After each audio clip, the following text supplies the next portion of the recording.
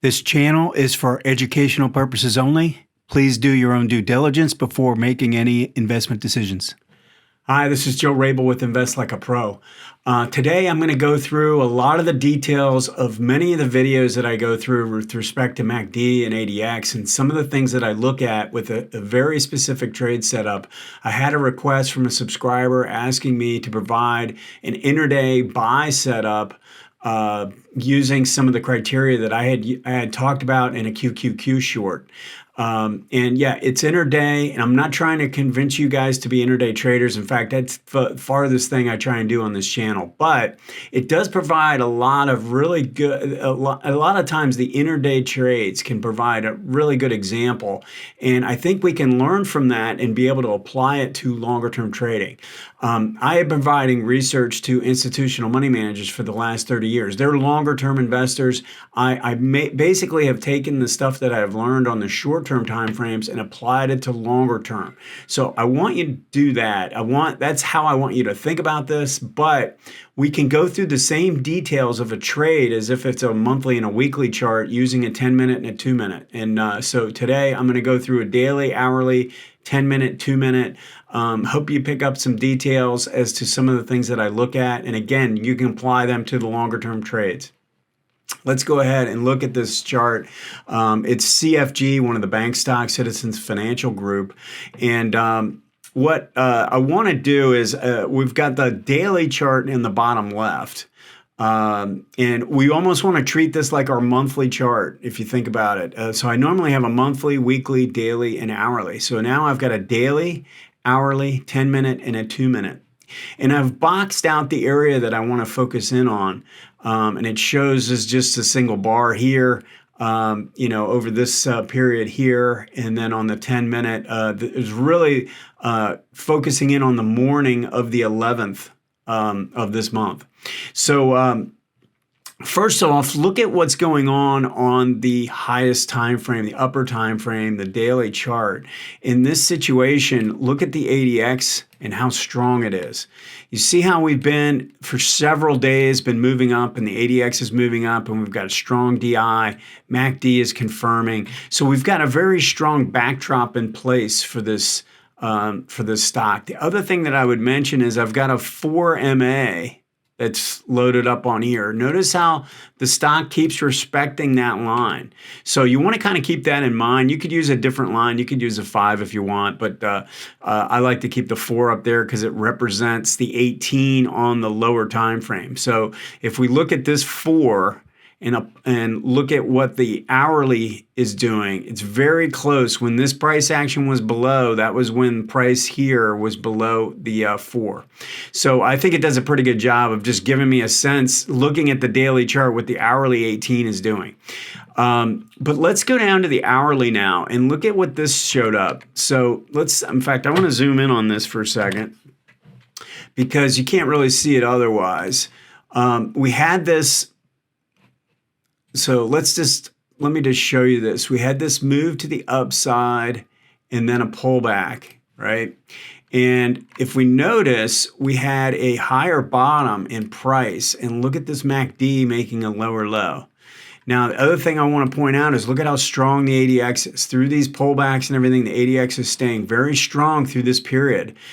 So this is the early part of January.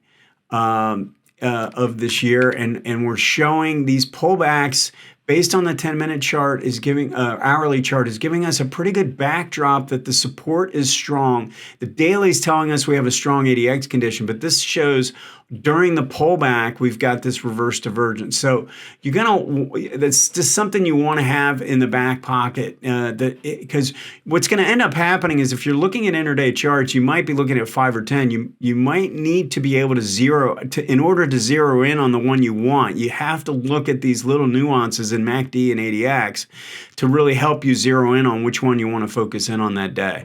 So notice what happened on the 10-minute chart in this boxed area. So it finished off the day, and the next day it gapped up, tried to push higher, and then sold off for the morning until it bottomed around 10:30. So a lot of people would look at this and say, I don't want to have anything to do with this. I really want to trade in the first half hour and everything. But if you have the right backdrop on the daily and the hourly, you can play this pullback. And let's zero in on this chart. So look at what happened. We had the gap and then we pulled back. But look at how we pulled back. Notice the slope of these lines. We had and one of the things I want to point out is when you get a gap up, a lot of times the 18 will take off away from the 40. Those I'm less inclined to want to play. So if we get a massive gap that causes the 18 to kind of jet away from the 40, most of the time when you start to pull back, you overrun the 18. So you got to be careful about that. And this is really only, I mean, this could be the case on a big gap on a daily chart or something like that as well. But on the intradays, it happens all the time, and stocks that gap up and then kind of give it back.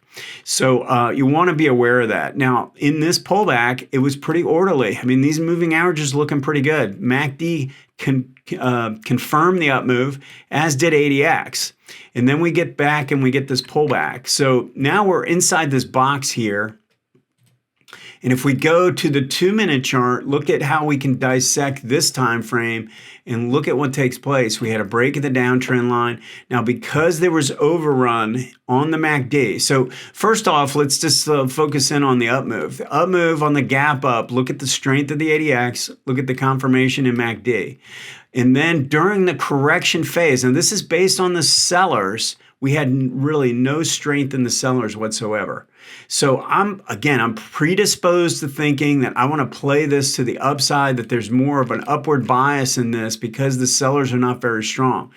I am taking into account this overrun in MACD.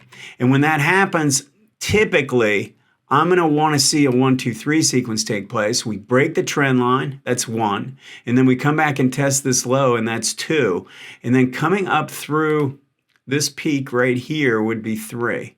So we did that, and somewhere around that 54 area would have been an entry point.